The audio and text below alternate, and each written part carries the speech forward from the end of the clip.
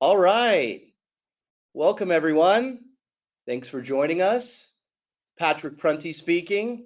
My pleasure to be with you as always. Jam-packed presentation tonight, full of extremely valuable and useful information. And I'm really excited to have my colleague and fund consultant, Rachel Page, on the call. She's going to be chatting at us in just a couple of minutes, and then I'll pick back up with a lot of good details as we progress through this presentation. As we get started, we're certainly giving an update this evening on the results of Q1 2023, but we have a lot of new folks on the call, right? Not yet invested, along with a lot of folks that are already invested and have investment positions and are partaking in the fruits of those investments. But for those who are brand new, I'd like to just throw out there that Marshall Reddick Mortgage Fund is a debt fund. It's a private fund managed by your colleagues here at Marshall Reddick, like myself and Rachel, right? Again, it's a debt fund. The only thing that it does is lend money. First lien debt, residential real estate security only, non-owner occupied situations. Okay, you could call it a mortgage REIT if you wanted to. We actually haven't converted to the REIT status yet, but we intend to do that probably someplace in the next 24 months. We qualify now. It's just an expensive undertaking, but an important undertaking when the time is right. But without further ado, I'd like to move on. Rachel, would you like to get us started? Awesome. Thank you so much, Pat. Well, welcome everybody. I know a lot of you on the call tonight, so it's great to see lots of familiar faces.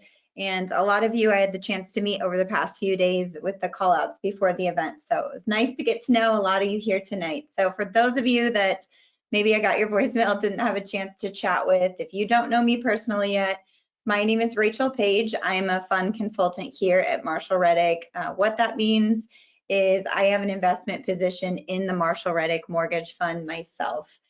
In addition to that, I am also a licensed real estate agent in both California and Texas. I moved out to the Houston metro market just shy of 2 years ago, and I'm helping launch the Marshall Reddick market out here that we've had for the last couple of years. So really excited about that. A lot of really amazing opportunities out here. I'm also an advisor with the company, so helping clients invest in all of our different real estate markets. And yeah, that's something I'm really excited about and passionate about as well. So without further ado, we'll jump on in. So starting out, we love audience participation. So we have a quick poll for you. You should be seeing that pop up on your screen. The question for you is, do you already have an investment position in the Marshall Reddick Mortgage Fund? So either yes, it's the best, I'm not quite sure, but I'm ready to invest now, or you know what, I'm just filling things out. That's what I'm here for. So you know what? Yeah, thanks. I'll give Rachel a couple more minutes, while people are answering there, but I just wanted to comment that, Rachel used to work with me here in the Newport office. As she mentioned, she moved out to the Houston market. I commend her for doing so, right? She's really integral in helping us launch that, one of our newest offices around the country. And in addition to her, fund position, of course, that qualifies her as a fund consultant, she's really, taken the bull by the horns and desired to learn more about the fund, its nuances, how it operates. And that's extremely important because that translates into discussions with those interested new investors that are like, hey, what's this mortgage fund, right? Because the common Marshall Reddick client, buys a couple of rental properties, does a couple of direct mortgages, has a position in the mortgage fund, and she's qualified to speak to you about all of those, and she does a really good job. Thank you, Pat. Yes, I left out that major detail. That's actually how I came to Marshall Reddick in the first place, was as a client myself. So yeah, definitely love the investment properties in our multiple markets. So as you can see, this is our quick poll. So yes, we have 54% of current fund participants. Awesome, that's great to see. 5% no, not quite ready, but I'm ready to invest now. And then 41% learning more, and that's a great place to start, is being here tonight. So love that. And for a quick point on that, for those of you who are newbies and learning more, when people do come to me, the first thing I direct them to, you can find this on our website, but we actually included it. It's handout number 3, that link of what is a Marshall Reddick mortgage fund. It's a quick read. It's about 10 minutes, great and jam-packed with great information. So definitely recommend you review that later tonight or later this week. That's a great place to start. Covers all the fundamentals. Yeah, just a quick comment on that too, Rachel, if you don't mind. First time using handouts for us on the webinar, but I thought it was a cool feature to try out. So you should have a handouts section with 3 documents loaded. This first one that Rachel mentioned, of course, is just an article that's the best thing to read. 5 to 10 minute read. If you know nothing about what the mortgage fund is, that will truly help you more than probably 90% of the people who try to learn what the mortgage fund actually is. So great job. Thanks, Rachel. Awesome.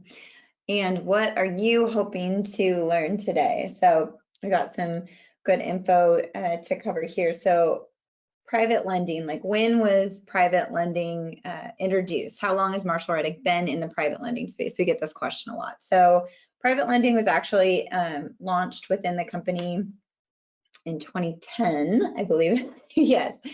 And then in 2020, we launched our Marshall Reddick Mortgage Fund. So this is in the fund format as opposed to the individual notes that we had with our private lending before. So yes, the fund has been an integral part of our business and very popular with our investors that are accredited.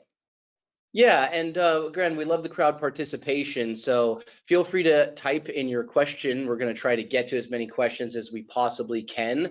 That's dependent on time, but if we don't get your questions on this presentation, in the follow-up, right, when Rachel's following up or I'm following up with you directly, we'll know to address those questions with you. And that's kind of the idea here behind this part of the presentation, prompting you to get those going, while Rachel, of course, explains the common questions that she gets. Yeah, absolutely. So this is a huge question we get. A lot of the people that I spoke to over the past few days are asking, how much capital are we managing and what's the return? That's a great question. So as of April 1st of this year, we have over $45 million in the fund. And since inception, which was in March of 2020, we have paid out just shy of 9%, 8.69% annually. So really, really generous returns. It's been a really great fund. Okay, so the agenda for tonight, I'm about to hand over the reins to Patrick. We're going to cover the fund basics, then we're going to deep dive into more of the details. We will review the fund information page, then we'll walk through the fund portal itself for how you can access there and see your individual client information and updated presentation of your fund and your numbers, the rundown on Q1 for 2023. I know everyone's excited for that. And then we will close out with a Q&A session. So without further delay, I will turn it over to Patrick. Yeah, thank you. And it's not that I don't want to talk to you all. I absolutely do. And most of you, at least that have known the longevity of the career that I've had here at Marshall Reddick, know that I love to chat.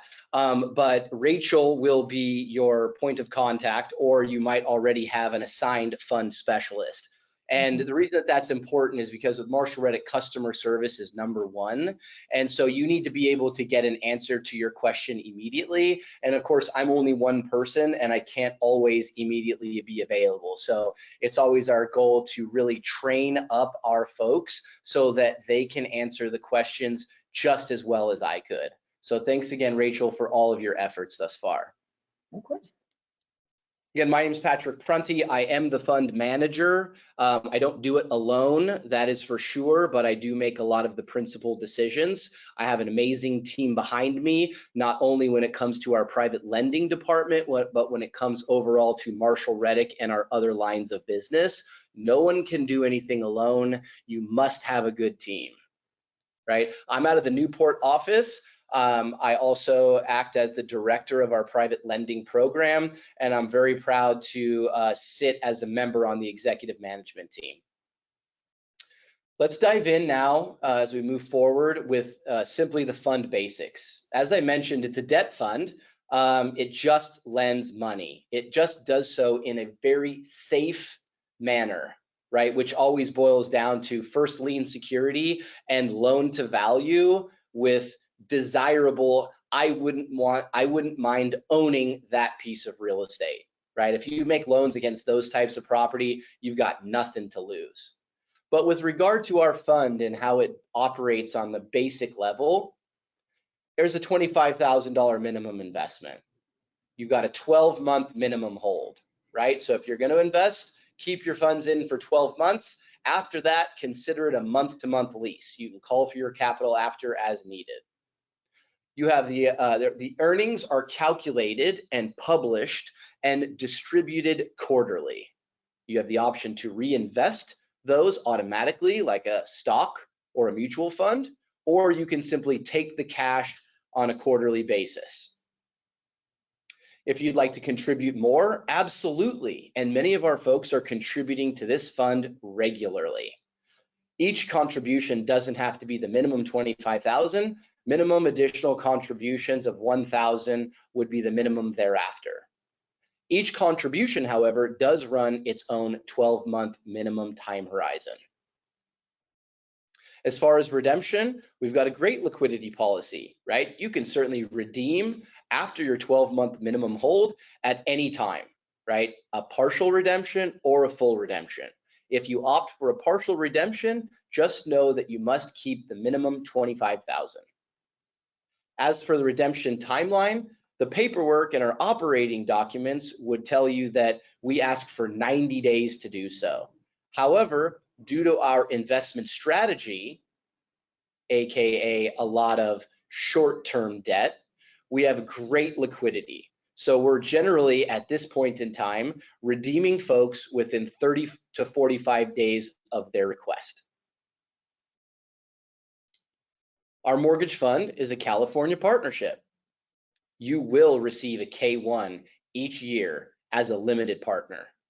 Marshall Reddick, a totally different business than Marshall Reddick Mortgage Fund, is the general partner and the manager of the mortgage fund. I, as the principal manager, am an employee of Marshall Reddick, not the mortgage fund. Do yourself a favor. Get some tax advice and speak to your tax professional before investing. Nothing to worry about here. It's just a lot of people are unfamiliar with how a partnership works, what Form K1 is, and it's just a good idea to talk it over with an alternative that's in this space. We absolutely take investments from self-directed retirement accounts. I don't have that exact number today, but I would like to say somewhere in the neighborhood of 20% of our capital partners are retirement accounts. So yes, you can invest with a self-directed retirement account and you have no worries for UBTI, right? UBTI is a possibility when there's leverage on the fund. We currently don't have leverage. We plan on at some point in time bringing on leverage, a small credit line to help with short-term liquidity needs. But nonetheless, we haven't done that yet. And if we do, we will be sure to let the IRA positions know so they have ample time to exit if they choose to do so. When it comes to investing with a self-directed retirement account, the reinvestment option by our fund is key. That's compared to our direct lending program, for example, wherein if you choose to be a lender, a trust deed investor, right, you have to take the mortgage payments. And what do you do with the mortgage payments? They sit in a money market account earning little or nothing. So again, a big benefit investing with a retirement account is the reinvestment option to where your earnings can earn in each subsequent quarter. To invest, you must be an accredited investor. I'll talk a little bit more about that shortly. Those are the basics. And now I'd like to get into a little bit more of the details of Marshall Reddick Mortgage Fund. As I mentioned, it's a debt fund. The only thing we do is lend money. I keep harping on first lien, but that's extremely important, right? You should never lend money in any type of junior position. You'll never find that in our fund. We lend only against residential real estate and, of course, as I mentioned, non-owner occupied investment situations only. By making loans, like any lender, we earn loan fees and interest.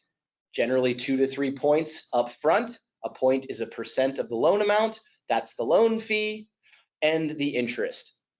We have a range of loan options, lower LTV, lower interest rate, higher LTV, higher interest rate. But our range of rates is 6 to 12%. Our target investor return, the return that we pay to you, the investor, is 8%. And think about this. We need to earn a gross 12.5, roughly, to accomplish that 8% return.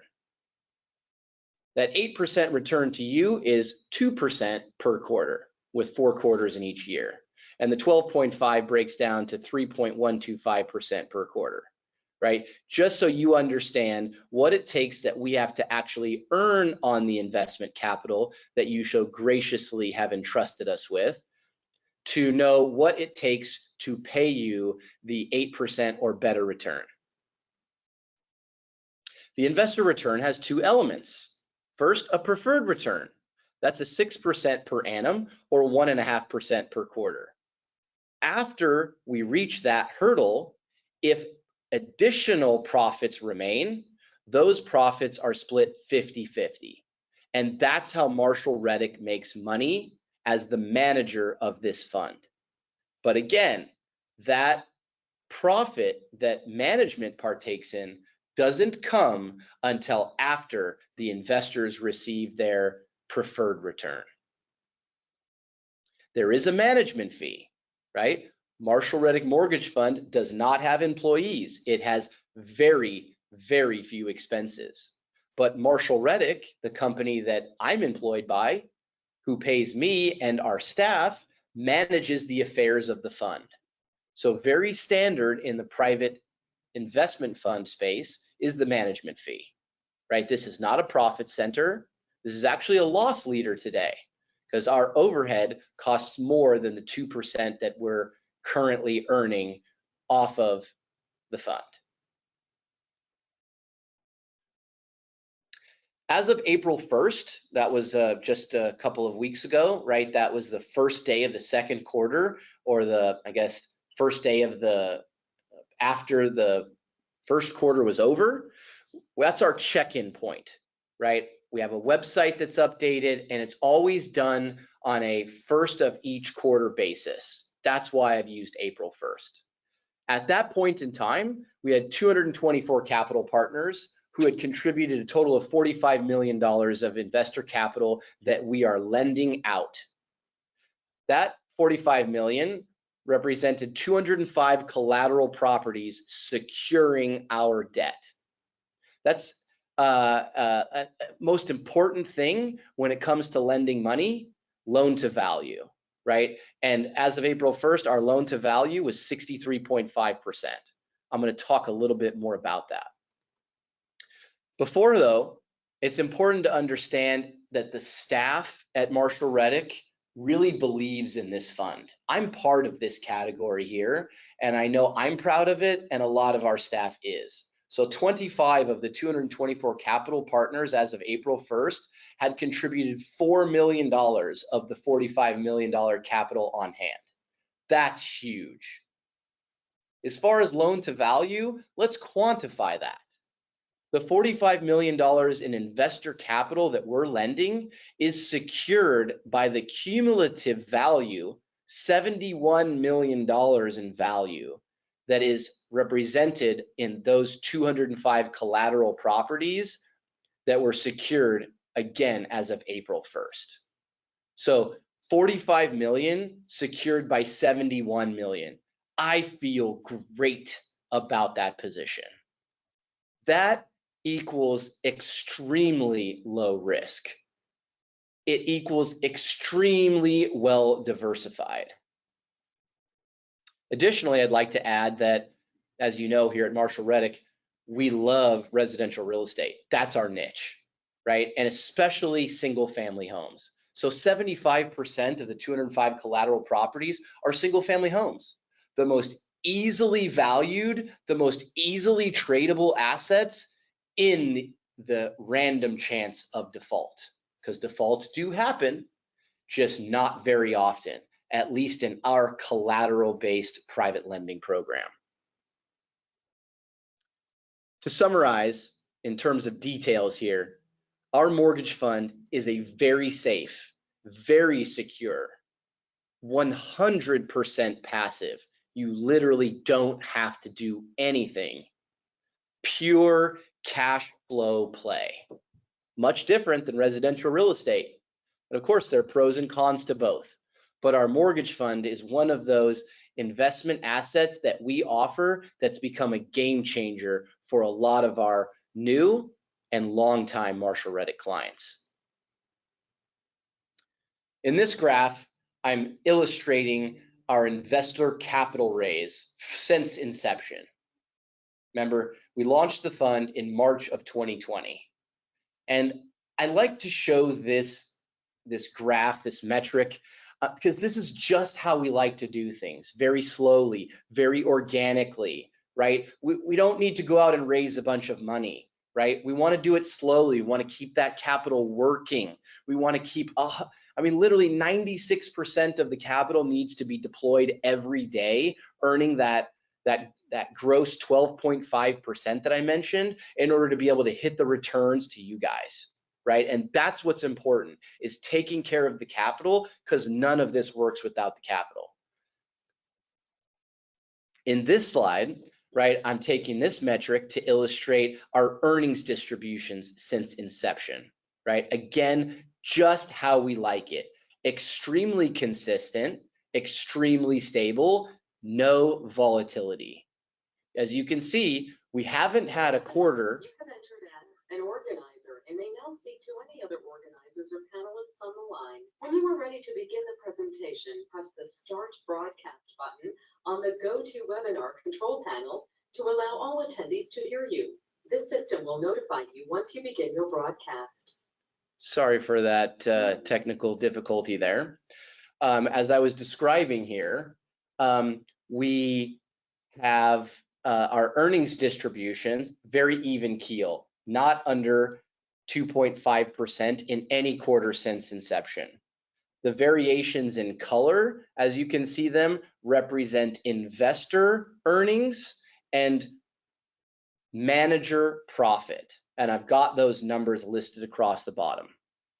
So I really like this slide as well, and I thought it was important to bring you this metric. A big shout out to our fund accountant, Kaylee Lee, who had an assist in putting these numbers together. Thanks, Kaylee. Now that we've gone through the fund details, I'm going to briefly touch on the fund website, followed by the investor portal, and then I'm going to really get into some specifics about what happened in the first quarter, which was a fabulous quarter once again. So our fund website is a website we've set up for both prospective investors and those who already have a capital position. For prospective investors, it's a place for you to do due diligence, right? It's a place for you to get eyes on what the fund does.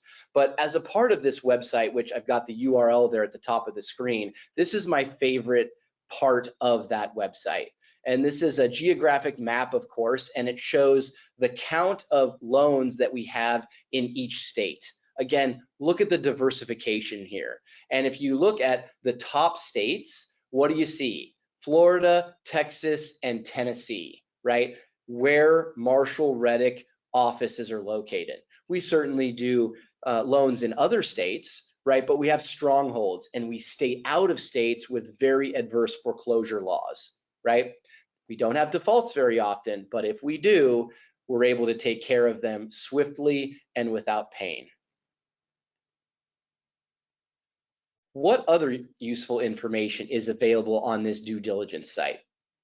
Well, for those technical readers, right, all of our fund and operating documentation is available. That includes our private placement, which is like our business plan, our operating agreement, of course, and then our subscription agreement.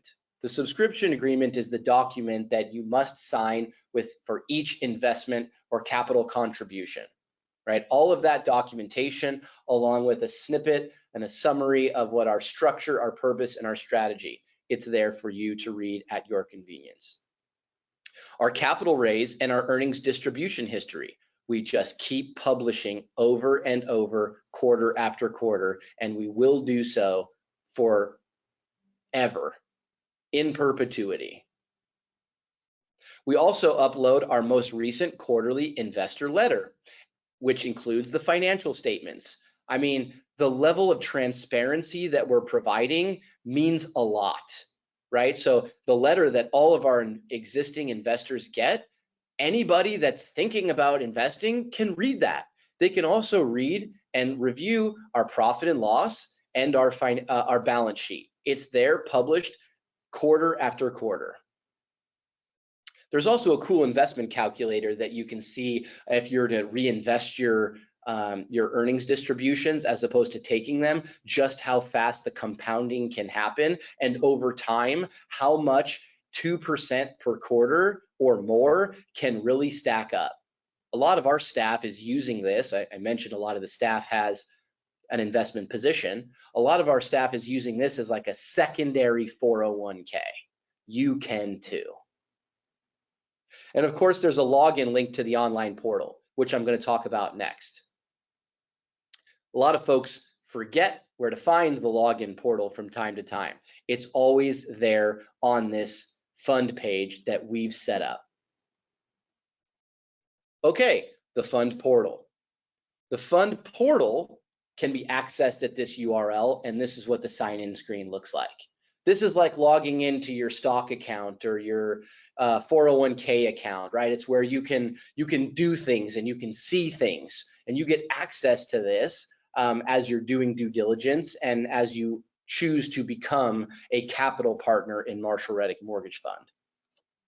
Here's a screen clip of what it looks like. We use Appfolio, right? They have a property management software. Well, they also have an investment management software. We use both. The property management, of course, for our property management business. We use the investment management for our investment management business, right? This is it, very clean. I'm on the dashboard, a screen clip of my investment account. I have a significant portion of my net worth in this fund because I believe in it, and it's a great place to build wealth. Nonetheless, this is simply an illustration of what it will look like for you. What other useful information is available in this online portal? Well, lots of things, but to summarize, you can link bank accounts here, right? Bank accounts are important because if you want us to deposit money into your account, I need to know the bank account, right? And you can do this with the latest technology with a company called Plaid. You can also link bank accounts so that you can push additional contribution money to us. Please note, however, currently the system only allows the initial first-time push to come to us. Subsequent contributions have to be done outside of the system. I am working with Appfolio to fix that, but just understand that it's only applicable to push dollars to us in the first go around, right? You can link bank accounts and see your capital account in real time, and that can be done on the dashboard. Just note that your capital account, or the amount of money you have invested with us, is called unreturned capital in the portal. You can find and download tax forms. Again, we're a partnership, so you get a K1. You can upload documents securely inside the portal. This is important when it comes to becoming an accredited investor. A lot of times there's sensitive documentation needed to verify that. You get to see your transaction history from inception. What have been your contributions? What have been your distributions? What's your capital account? Those would all be in the transactions tab. And of course, you can update personal and investing entity contact information. This includes, of course, address, telephone number, date of birth, stuff like that. But you can also switch your election to reinvest the distributions or to take them, or vice versa. You're able to do that at any time inside the portal on your own. For those of you who've been to the Marshall Reddick website and you click the green login button, you may have come to this screen before, right? You have to choose which site you want to log into. And a lot of people don't realize, they always wonder, what's that investment portal down there as option number 4? That's the portal I was just talking about. So you can always get into your portal by coming first to the Marshall Reddick homepage, selecting login, and getting into the investment fund portal. The other way to get to it is, of course, on the fund page that I've talked about, where you'll always want to look for that investor login link. Here are the 2 resources that you have to always find access to your portal. Okay, let's talk about Q1 and the rundown. A fabulous quarter overall. A little strife, right? I'm going to talk a little bit about the banking jitters, specifically Silicon Valley Bank. But overall, an extremely stable fund. We have very, very few lates, oftentimes none. We have very, very few defaults. We did have a couple, but you can't bat 1,000, right? So in the grand scheme of things, things are operating exceptionally well. But the reason for that, amidst all of the headwinds, as I'm sure we all have realized over the last 12 to 18 months, a lot of market turmoil, a lot of economic uncertainty. I mean, I can't tell you how many people I've talked to that have existing investment positions and go, geez, I wish I would have put more money in instead of keep it in the stock market. I'm losing my ass. Well, the bottom line here is that, again, it's the stability of real estate, of first lien debt secured against real estate, and taking that a level further against real estate that's nice, that's desirable, right? Taking that even a step further with good loan to value position. That means borrower equity to secure the debt position in the event of a short-term drop in real estate values. But real estate values have held extremely well. I expect them to continue to do so. Certainly some markets are different than others, right? But we're aware of that. And so what it boils down to here is its consistency, its diversity, its stability. And we don't have any reason to move from that.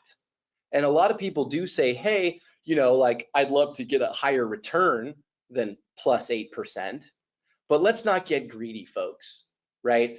From a 30-year period, if you look back at, you know, what was your average annual return over the last 30 years, I bet you it's not 8%, right? So if our goal is to write you a check every quarter for 2%, that means 8% per annum, right? I feel like this is a worthy place of a portion of your net worth as a diversification strategy. Add a little fixed income to the portfolio. Now, we talked about those handouts, right? And in this particular situation, the handout to reference would be the Q1 investor letter. It is available for download on the website as well, but I'm going to be talking through that specifically because I give you a breakdown of, you know, the percentages and the dollars, right? And I want to spend some time there. Okay, so breaking down the returns and the waterfall, right? Let's do this with percentages and with numbers. And I'm going to get very technical on you right now. If you get lost, that's okay, right? You can look at this later, or we can talk about it one-on-one. Okay, to do so, you need to have some assumptions, some givens to run these numbers. So for the percentages that we're always talking about, right? The preferred return percentage, the profit share percentage, right? Other percentages, right? It's based on capital. just a sidebar there, management fee is based on net assets under management, which is very close to capital, but a slightly different calculation. You also have to understand that we started the quarter January 1st of 2023, we had a little more than 43 million, and we ended the quarter with a little more than 45 million, right? Because that's because we have new capital coming in daily, right? And so it's a very difficult calculation. So we have to have a given, a starting place. And so an easy way to do that calculates the numbers is by splitting the difference. So if we just said, hey, we had a static 44 million and change over the life of the quarter, you'll be able to run these numbers. So by quarter, the real numbers in quarter one, we're going to do percentages first. The income, top line income, represented 3.1% of the capital, right? You'll have to reference the profit and loss statement that's as a part of that handout or that's available for download on the website, right? Again, this is the detail that's provided in your investor letter every quarter, right? So these numbers ring true. Gross income, 3% for the quarter. I'm going to give you the annual numbers here shortly too. The expenses represent a little bit more than 0.5%, and the management fee represents 0.5%. Of course, 0.5% times 4 quarters is 2%. We talked about that. The income then net to be distributed is 2.525%. For those that were in this quarter, you know this information, right? You got it on the investor letter that went out last Friday, April 21st. Per annum, if we just multiply these numbers up by 4, right, we earned gross 12.4% on the capital, the 44 million that we had. The expenses, the net. Now, let's take that to the first quarter and break it down in terms of the waterfall. So if we have net income of 2.525%, we allocate a small negligible amount to our loan loss reserve. I'll talk about that shortly. We then allocate our preferred return to our investor base. That leaves 1.01% profit remaining. The profit share, of course, is 50-50. Remember, the returns are in an element of 2, preferred return and profit share. So the investor gets half of that 1.01 and management gets the other half. So the investors earned 2.005% when the income was 2.525% with a 0.015% loan loss reserve. I'm going to leave it at that for the sake of time, but the numbers are here. I'm now going to show you briefly, I'm not going to walk through it, but I'm quantifying here on, as you can see in this slide, the dollars. This is exactly the same as the prior slide, which was in percentages. This is in dollars.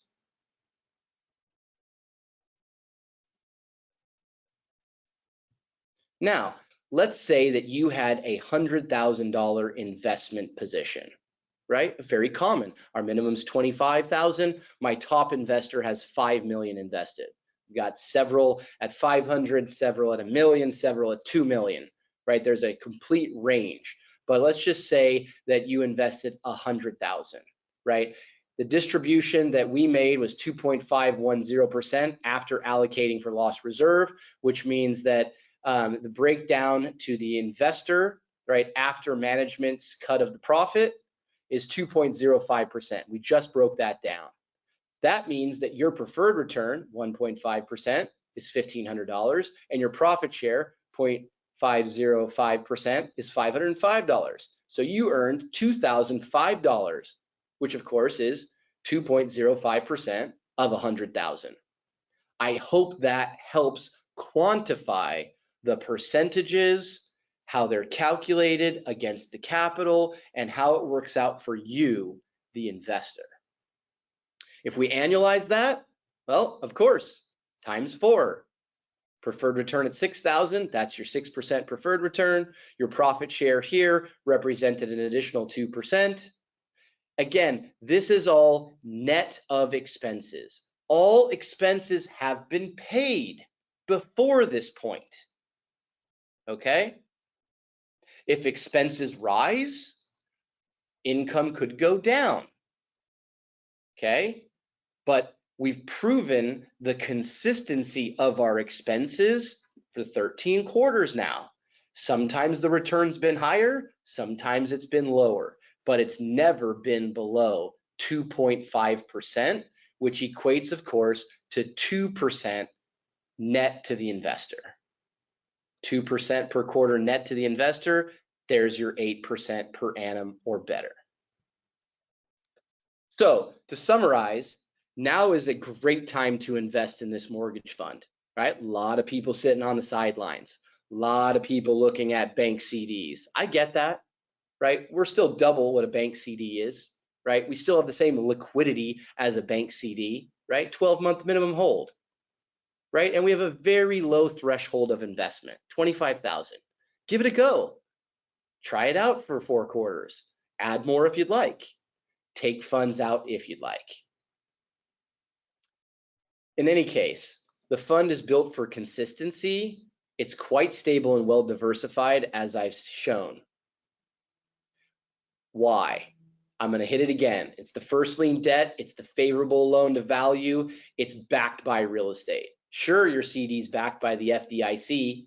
I don't know. I think I like real estate security.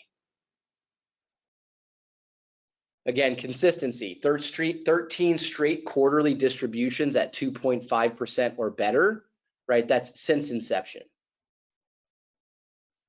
Let's talk about Silicon Valley Bank, right? They had some major liquidity problems, as I'm sure you'd agree, right?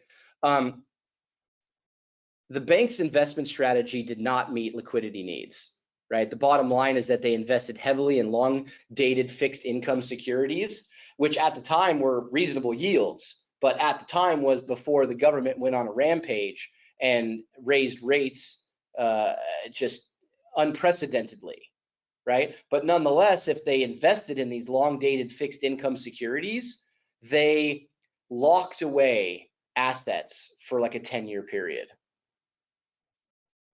Then the Fed went on this rampage and adjusted from a 1/4 point to 4 3/4 points in 1 year. Right, astronomical. Any fixed income investment made prior to this jump in rates, of course, dropped in value if you had to sell it, right? And of course, the rise in interest rates that we had slowed the tech boom, which means that the bank, Silicon Valley Bank especially, deposits started to shrink. When that happened, they had no choice but to sell some of those long-dated securities, right? A lot of government bonds that were yielding like 2%. And if you're going to sell a 2% yielding bond when the market's 4, you got to sell it at like what, 50% discount or something like that to get it sold. This triggered massive losses, unsustainable losses, and everyone panicked and ran on the bank. Really unfortunate situation, but the bottom line is that the bank investment strategy did not meet the liquidity needs. That is not the case for our fund, right? And our fund, instead, our strategy meets our liquidity needs. 75% of the investment capital in the mortgage fund is invested in 12-month debt. That means after doing this for the last however many years, we have literally loans paying off every single day.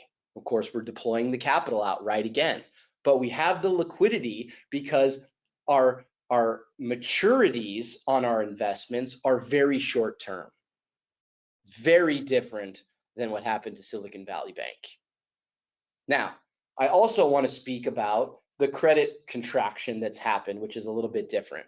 Okay, but I'm going to pause for a second because I had some questions that are talking about like, when's the capital come back? Like I invest, like when do I get my capital back?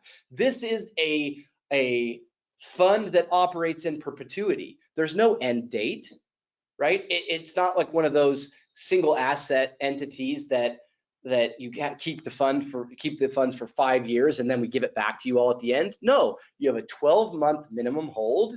You can call for your capital anytime after that, right? Remember, 90-day redemption policy, and we're currently beating that by half or better. Now, going back to this credit contraction situation and what it's doing for the private capital market, okay?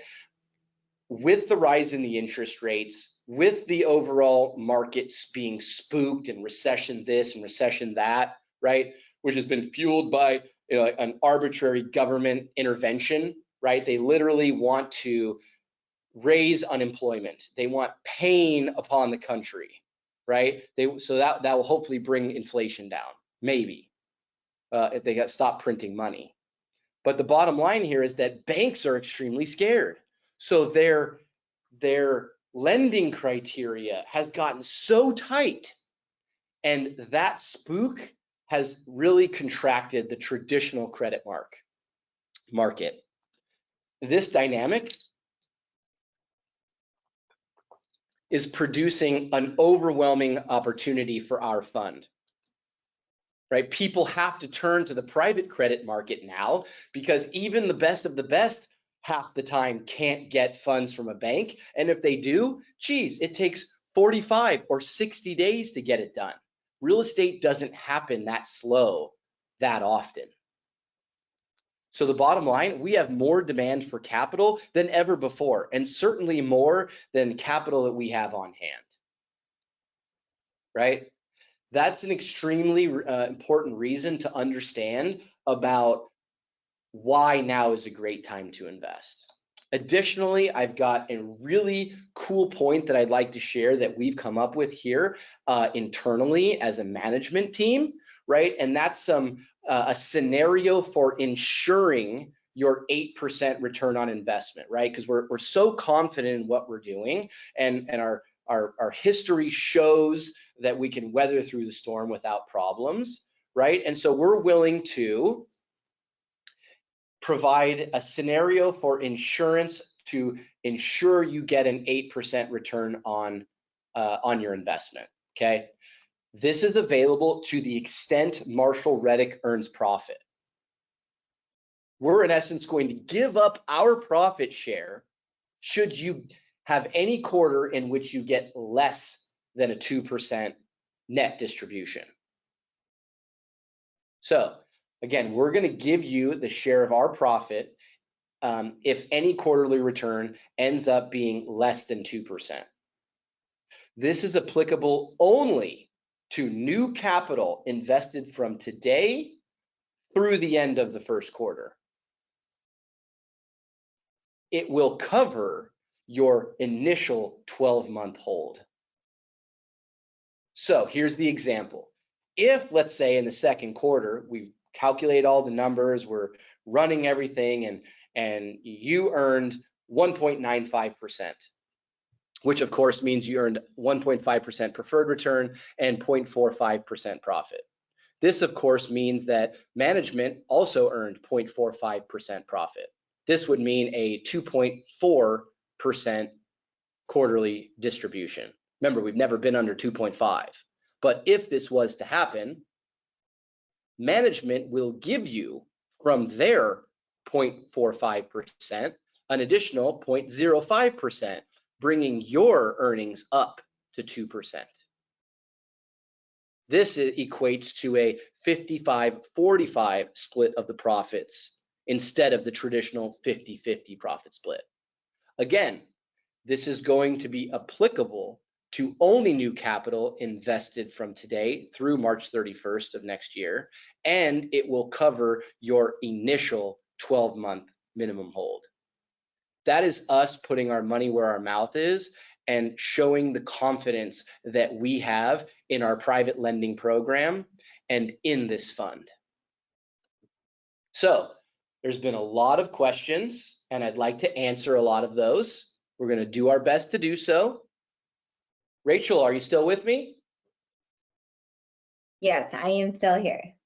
Good. I hope I didn't put you to sleep. No, this is fascinating. Yeah, very good.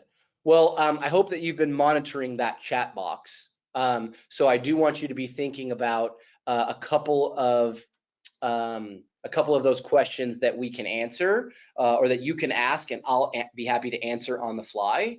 But before we do that, I'd like to go over a couple of like just the common questions that we always get. Is that okay? Sure. Great. So a couple of our frequently asked questions, guys. What's an accredited investor? Right. That absolutely. Let's answer that question. What are the steps to invest? We'll talk about that. How and when are the distributions processed? Let me talk about that. How do I add additional capital? How do I redeem capital? Right. Very important questions as well. And what is the loan loss reserve? Right. Let me ask these, and then with whatever time we have left, we'll open it up. So as far as an accredited investor, use this URL, right? It's a short read, 5 to 10 minutes. It will really, really help you understand what accreditation is. Briefly, however, you've got to be a high income earner or have net worth. This is a government term and a requirement, not a Marshall Reddick requirement. Okay, so you have to have income at 200K or better per year, or if you have a spouse that you want to add into this, it's 300K or better. If you have that, you're accredited.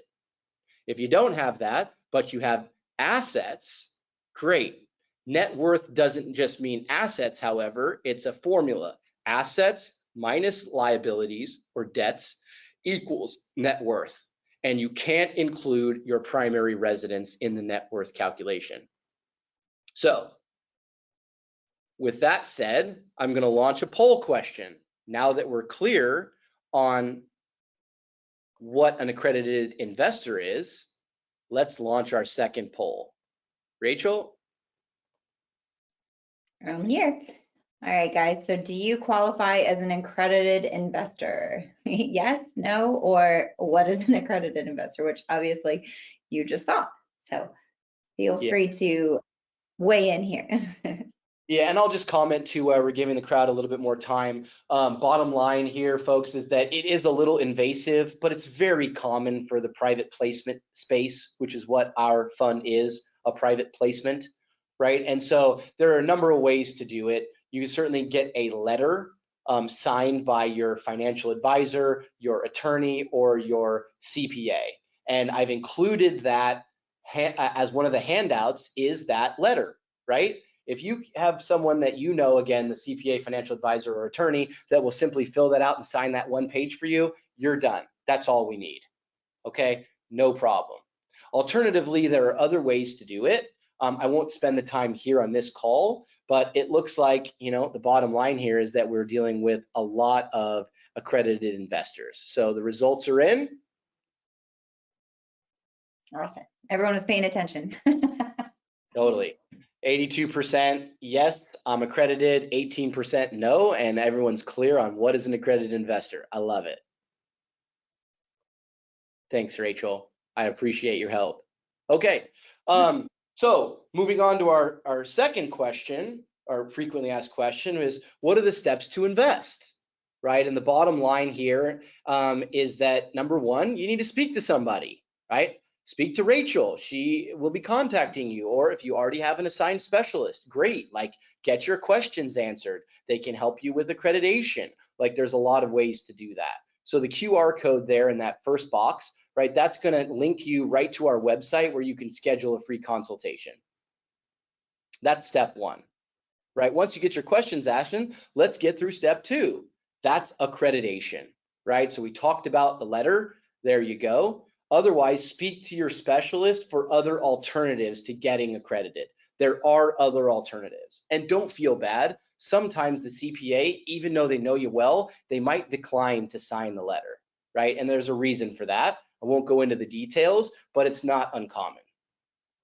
As for step three, set up online access, right? Rachel, your fund specialist, or your whoever that is, right, can grant you access and is there to help you to make sure that you can get in. Utilize that help, utilize that customer service. Alternatively, this QR code will link you right to the Appfolio portal login where you can request access. Step 4, right? You sign paperwork. And as I mentioned before, if you're a first timer, right, you can actually do this inside the portal. You can sign your subscription agreement and you can actually ACH funds to us right there, which is step 5. After you sign the subscription agreement, I countersign, right? Formalizing your investment in Marshall Reddick Mortgage Fund, you simply deposit funds. Right, so I'm working with Appfolio to get them to be able to allow it for subsequent investments, but nonetheless, the first timers can do it inside by themselves without having to mail a check or go down to the bank to set up a wire or so on. Alternatively, if you are a subsequent investors and you're looking for our account information, that third QR code right there will link you to our website where you can find the wire instructions for our subscription account. And that, my folks, is the 5 steps to invest in our mortgage fund. Okay, distributions and timing. Of course, we talked about that this is a quarterly distribution, right? And our quarters end on the standard quarter end. As far as the investor letter and the posting of our earnings, we're very consistent and we always publish, right, on the Friday of the 3rd full week following the end of the quarter. So I've given you the dates there below that correspond to the 2023 quarters. So again, just for example, we closed quarter 1 on March 31st. We published on Friday, April 21st. And those that are on the call that are existing investors, you realize that you got your memo and your financial statements. And if your distributions aren't in your bank account yet, I suspect they'll be there tomorrow morning because they are in transit. As far as adding capital or redeeming, AKA getting your capital back, very simple, right? Reach out to me or your fund specialist with either request. Additional contributions don't need to be $25,000. You can contribute additionally in the amount of $1,000, right? And think about this. I have a lot of folks getting on an automatic drip, right? They give us authorization to grab, say, $1,000 a month from their checking account, or $5,000 a month from their checking amount, or $5,000 once a quarter. I have a lot of people getting onto that drip, that dollar cost, if you will, even though the dollar cost nature doesn't apply here because there isn't a share price. Nonetheless, unless you're on an automatic drip, you do need to sign a new subscription agreement for each subsequent addition of capital. And again, remember, each subsequent contribution runs its own minimum 12-month hold.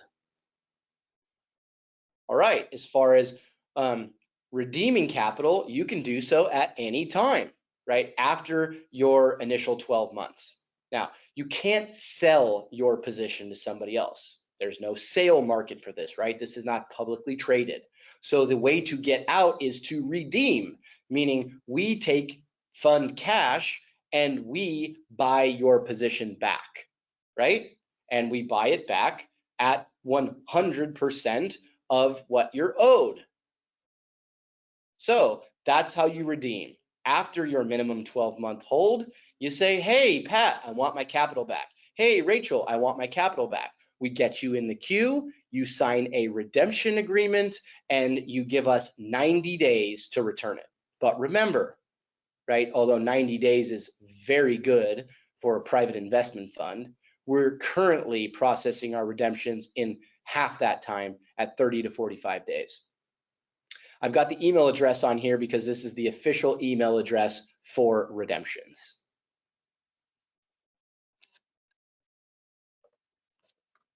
Okay, as I mentioned, the operating documents ask you give us 90 days. We're processing our redemptions much faster. Last question, and then I'm going to give Rachel the floor here for, I don't know, I think we've got 5 minutes or so. What is the loan loss reserve? Bottom line, folks, this is a small portion of earnings that we are withholding and keeping in cash in our operating account on the balance sheet with the mortgage fund. This reserve is there as a cash reserve for potentially problematic loans, right? We show right on the fund website what the default rate is. It's under 1%. But we have to keep all of the operating capital deployed. So if we need funds for problematic loans, right, we need a reserve. And so we hold a little bit of the earnings before we distribute them each quarter for this loss reserve. The operating documents, of course, available for you to read right there on that fund website, allow or call for a maximum of 6% of our total net assets under management for this loss reserve. We're currently holding the smallest percentage, significantly less than 1%. So most folks don't even realize or know what the loan loss reserve is. It's just a small portion of earnings that's withheld to potentially offset or cover problematic loans should they occur in the future. So I hope that helps. But Rachel, let's hear some questions.